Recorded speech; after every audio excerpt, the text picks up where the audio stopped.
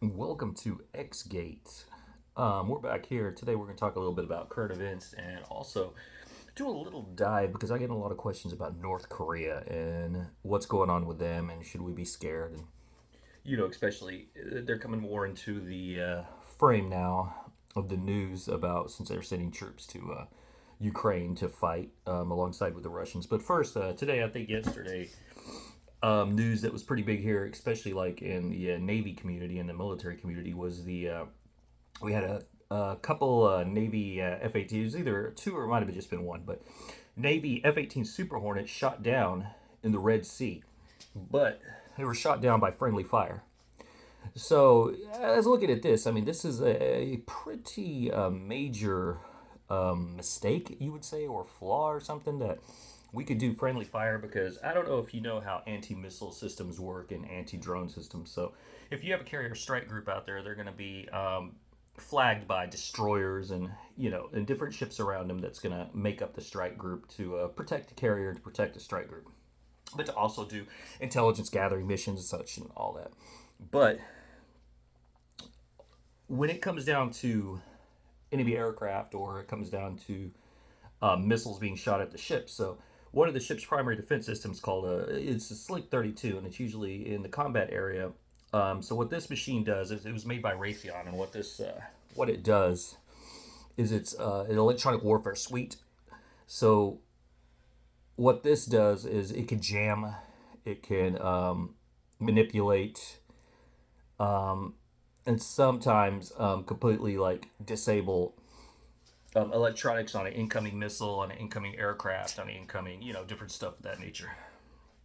So the operators that are on these Slick 32s are extremely well trained, extremely have the highest classification, highest clearances, read into all these SCI programs.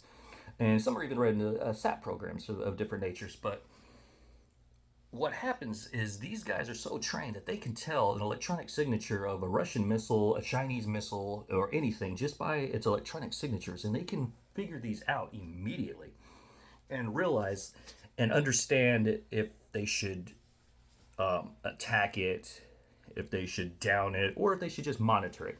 And normally they don't have the authority to do this. It's going to come down to the combat systems officer, which basically all the way down from the commanding officer down that they delegate authority and stuff like that.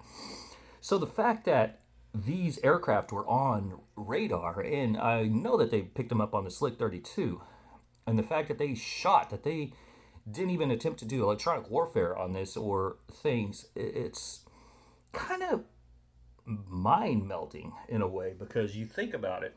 We have threat identification radar. We have friendly forces. I mean, if this was me, if I was an ally, British or whoever's operating out in the area, that would probably scare the shit out of me because the fact that we shot down two of our own aircraft and didn't even know they were our aircraft. I mean, either this was a trigger happy combat systems officer or commanding officer or whoever it was. It's pretty, it's striking. One thing you got to understand too is a lot of these people, though, unfortunately, when they're out there on deployment, they're working ungodly hours. I mean, these people are tired, they're beat up, they're, not getting the greatest meals, they're in the middle of this ocean, they're missing their families. So it's not an easy task for these people. These people are extremely overworked and underpaid. Especially on the enlisted side. But unfortunately, a lot of times the United States Navy, that is the last thing they care about is personnel. They do care about their ships, and they do care about their aircraft. So with this thing, those two downed aircraft are probably the biggest things that the Navy's had. Like, they don't give two shits about. They will, now don't get me wrong, they will crucify whoever was responsible for this. Specifically, they'll crucify, they might relieve some commanders, but they'll crucify like chiefs and people on down, probably some cryptologic technicians and all that. Some intel officers are going to get relieved, even though they really kind of didn't have anything to do with it. But that's just how the Navy goes. They have to have scapegoats, and truthfully, they don't give a shit about the personnel. It's all about equipment. But the fact that this happens, hopefully they can make some changes, and we cannot do this again because that is terrifying. If they mistake a F-18 Super Hornet, what happens if they accidentally mistake a airliner? But one good thing too, it also shows is that our equipment is our weapons once again showing it's pretty good. The only thing that can defeat our weapon systems are our weapon systems. So I guess that's one good thing to look at it.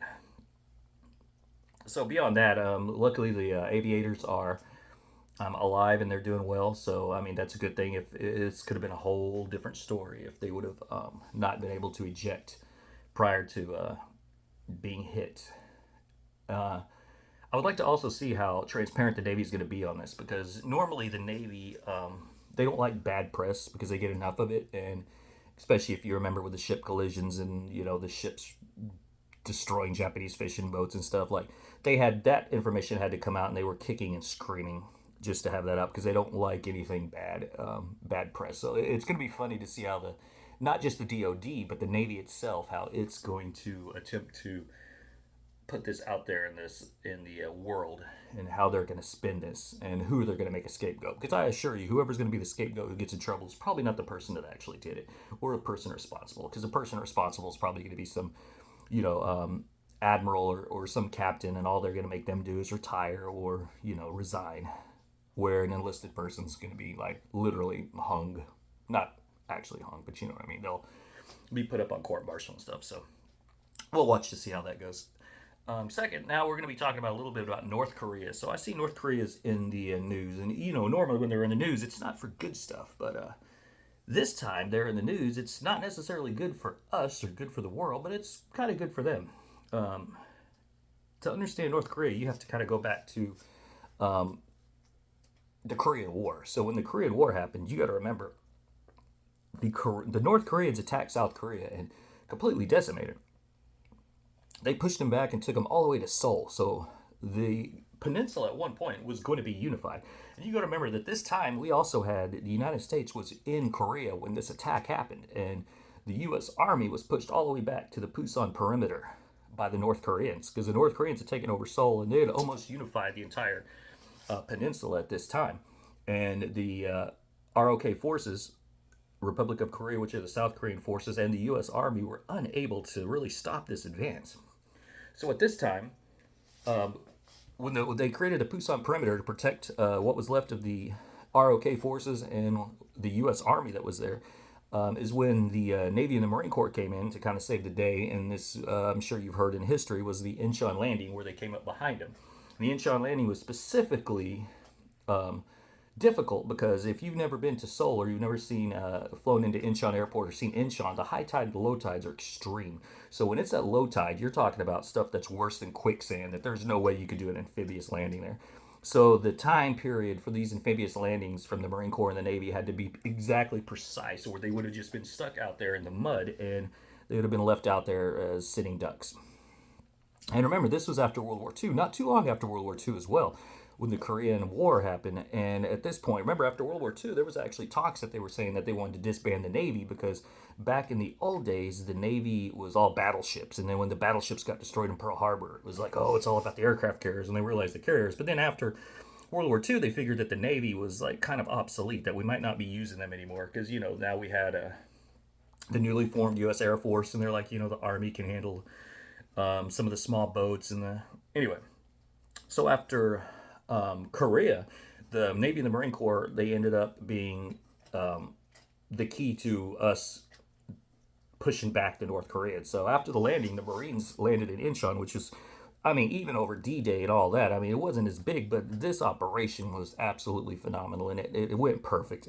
Not only did the Marines push through and they made it on land and all their equipment, but the Navy provided their air support from the aircraft carriers out there. You had the USS Kearsarge, you had USS Oriskany out there just dropping bombs on the North Koreans, where they didn't even need an airport because it's a floating airport out at sea. So everything worked. So the Marine Corps pushed in, basically came behind the North Koreans, and now the North Koreans were kind of surrounded because at the perimeter. So they did a evacuation. So their evacuation, because they could not handle the onslaught that was coming on from the Marine Corps, now also from the south from the Army, and reinforcements were starting to come in.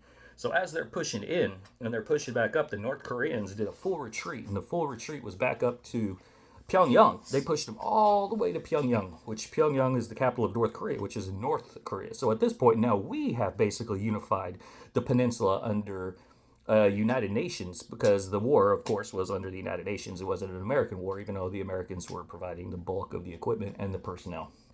But it was still under the flag of the United Nations. So at this point, in the second time, in a very short period of time, the peninsula was unified. But this time it was unified by the South Koreans and the United Nations forces. So as they pushed the North Korean all the way back up to their capital, and then they took over their capital, we had a general, which is General Douglas MacArthur. He started sending sorties in to destroy supply lines, North Korean supply lines, which were coming from China at the time. Which at these little attacks were starting to anger the Chinese, and they were provoking the Chinese. So at this point, as it started happening, remember Douglas MacArthur, General MacArthur, the World War II hero of the Philippines, he was relieved of his duty by the President of the United States because he was just not listening to the President. The President at that time did not want to provoke the Chinese to get into the war. So, but unfortunately, MacArthur is actually at one point wanted to use nuclear weapons. He felt that using nuclear weapons on the North Koreans in China, and if the Chinese got involved, to use it on them. That would be easier than fighting them later on. So, once he was relieved, the Chinese, and this is the best way I can put this would be like the United States. This would be like Mexico invading, we'll say, Guatemala. They invaded Guatemala, and then Russia comes in and helps Guatemala, and then pushes the Mexican army all the way north, and now it's basically taking over all of Mexico and Guatemala. We wouldn't be happy with that. We would say, whoa, buddies, hold up. We can't have the Russians right on our back door. So this is the mindset that China had. China said, whoa, the Americans now, first the Americans, they understood that they were going to be an issue, but now it was a little different because now the Americans were north, in the extreme north of Korea, which puts them right on their doorstep.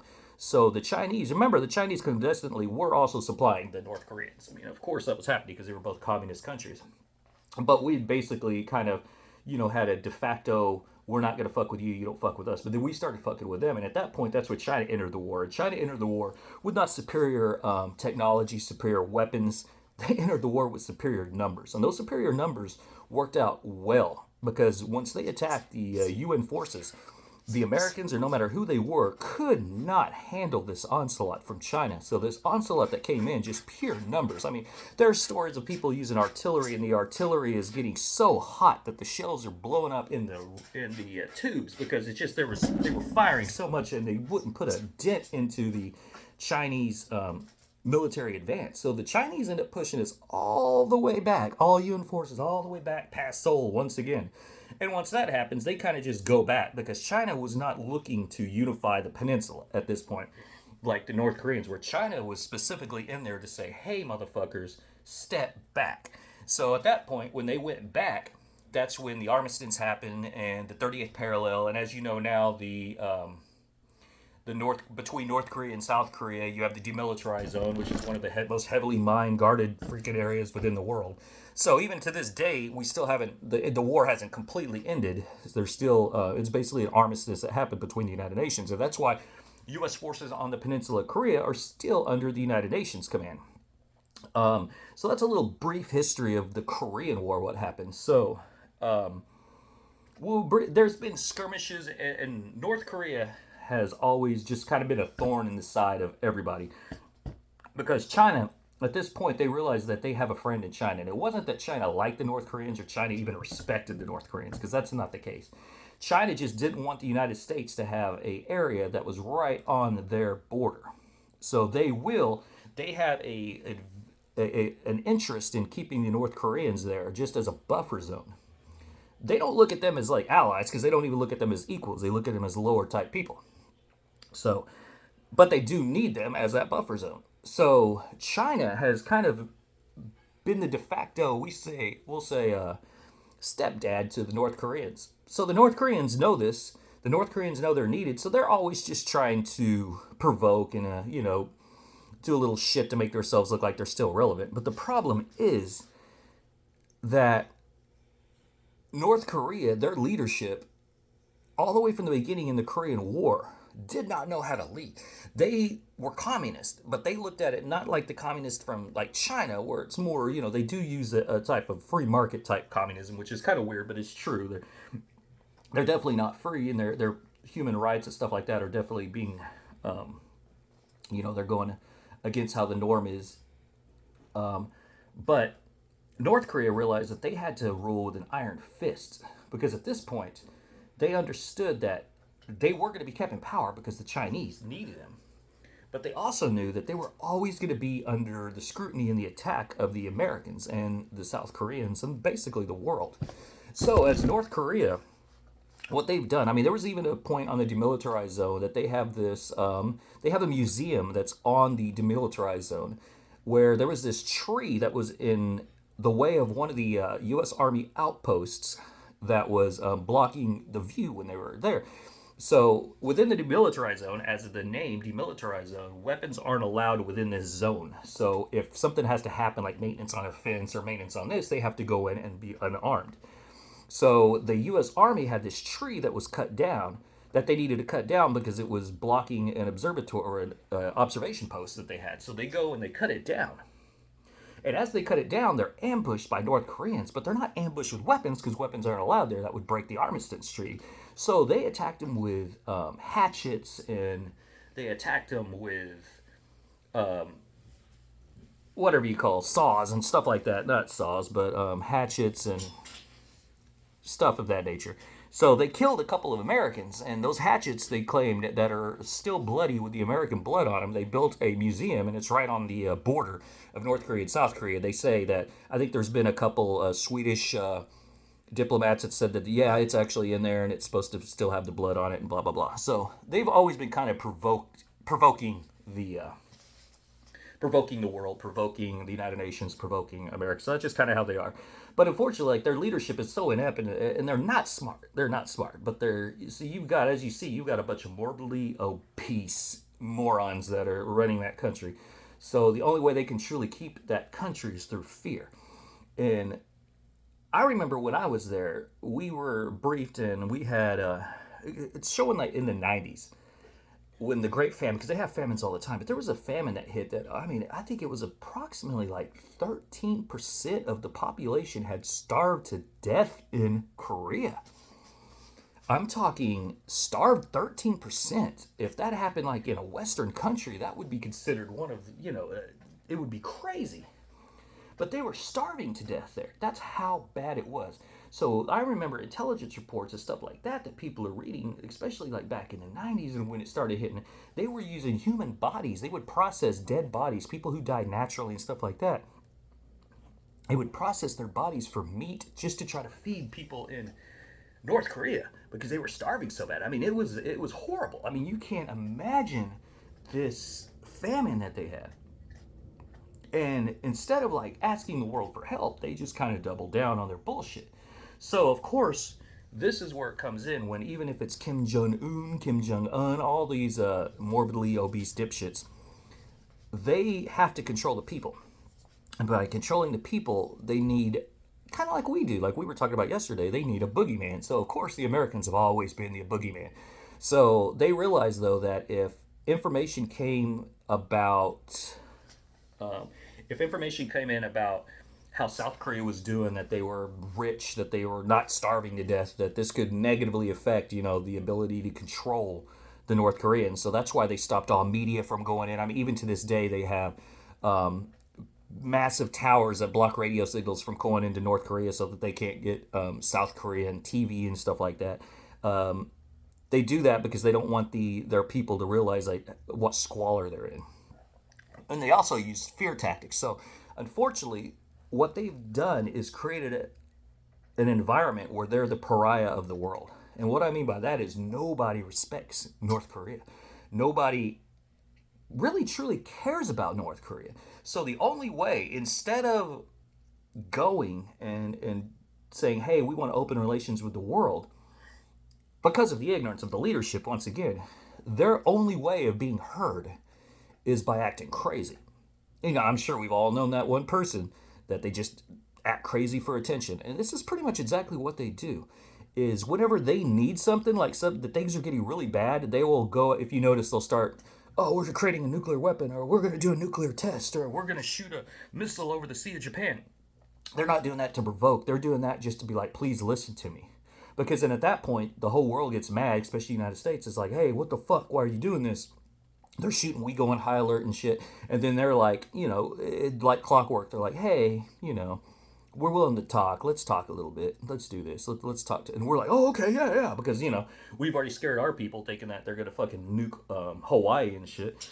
So then that's how, anytime they need something, that's how they do it. They just provoke and they act like they're crazy.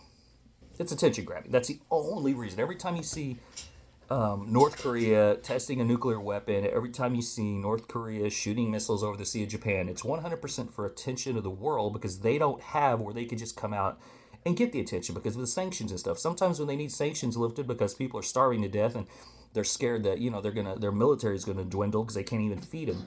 That's when they'll shoot a missile or they'll do. Because I remember there was even a time whenever we weren't even sure that they detonated a nuclear weapon. I mean, it was on the Richter scale and shit, but MASIT satellites and shit weren't showing like radiation or nothing like that. So it was a kind of a question, but we knew what they were doing. They were sitting there trying to be like, hey, we're still here, guys. Like, we're big bad. Like, if you want us not to nuke you, let's, you might want to, open up some trade with us. And that's exactly how it is.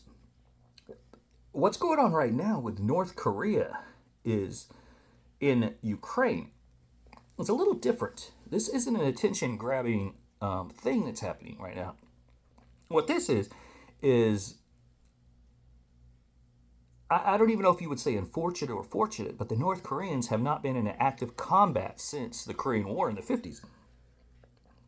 With this being said, the United States, with all its wisdom, has been in basically a perpetual war since then. No matter if it was Vietnam, Panama, Gulf War, Afghanistan, Iraq, like we're pretty much always like fucking the world up. So we're kind of always in some kind of combat or war. So our military gets to be tested regularly, where the North Koreans haven't been tested regularly, and especially after the Ukraine war happened, the whole world, like China and North Korea, started having to really second guess a lot of their policies. Like China, I really believe, was going to try to take Taiwan. I think he was in with Putin. And Putin, they had a conversation prior to the invasion of Ukraine, and China was like, hey, this might be a good time for us to invade Taiwan. But then once it came out that Russian weapons were such dog shit and Russian doctrine is such dog shit, and then the Chinese had to look back and be like, fuck, man, most of our weapons are based on Russian fucking weapons, or they're like Russian weapons that we put a twist on, and shit, dude, our doctrine is similar to like the old Russian doctrine. And they're like, fuck, man, because if they could do this in Ukraine, this could happen to us in Taiwan. So I think that really actually helped slow that down. So China had to really completely rethink like their way of, or what they were going to do, especially with their military, relying so much on Russian R&D and Russian weapons. So at the same time, North Korea knows. North Korea sees this, and North Korea knows that they don't have a fucking chance against if the United States or ROK or any of them, an allied United Nations force attacks them. And also, their military is big, but it's based on old Russian equipment. Their R&D is not that great, and they haven't been in active combat since the 50s. So really, it's not so much that Putin and that morbidly obese Kim Jong-un, or whatever the fuck his name is friends with Russia and wants to help Putin. This is an opportunity for him to get some, to get his military battle tested, to give them some, an ability to sit there and actually use their combat skills to actually try to learn from an active combat zone. And unfortunately, what this is leading to is a lot of North Koreans being slaughtered in Ukraine, but they are getting experience. If any of them survive and come back, they will be combat veterans. So this is a big thing for them, and this is something that we really need to look at, that the North Koreans aren't just there to help Putin. The North Koreans are there to gather information on how the United States weapons work and how, to an extent, Western military would fight. So all this information is gold to the North Koreans. They don't give a shit about their people or their troops being slaughtered over there. They're just trying to get this information, and don't think that they don't have intelligence directorates, the North Koreans do, that are within Ukraine right now trying to do signals intelligence. Human intelligence is going to be really hard for them just because of the difference between the people. Like the Russians they have a lot better success in that region with human intelligence than the North Koreans would. But this information that they're getting and this experience is, like I said, invaluable to those North Koreans, and they will bring that back, and they will try to do their R&D and try to fix some of the shortfalls that the North Korean military has. So we don't really have to worry about this too much. I mean, like I said, the North Koreans really aren't a threat. They're not, no matter what they are. And I just want you to know, every time the North Koreans start coming up and they start talking crap and they start saying, oh, they're going to nuke Hawaii or they're going to nuke Tokyo, or just remember, this is the little kid that wasn't quite big enough or bad enough to be a bully, but still tried to bully people. Like, he just wanted attention by being loud, and that's exactly what it is. So every time you see that, just kind of look at it and be like, don't really be scared about it, because we know anything. They can't launch a fucking firecracker off in North Korea without us knowing.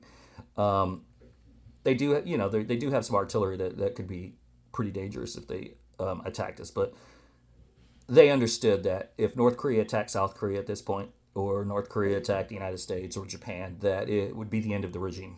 The regime would die. And maybe that is like the best case scenario for North Korea, but it's kind of the worst case scenario for the world, because a lot of people don't realize, like, if North Korea falls and the unification happens, that we have one of the most robust and powerful economies in South Korea. That's similar to like Japan. I mean, it is a great economy. If you've never been to South Korea, it's beautiful. It's basically just like the United States on like infrastructure. Well, not shitty infrastructure, but it has everything that we could have. You could go right now as an American to South Korea and survive and live there. Easy. They drive on our same side of the roads. Their street signs look the same.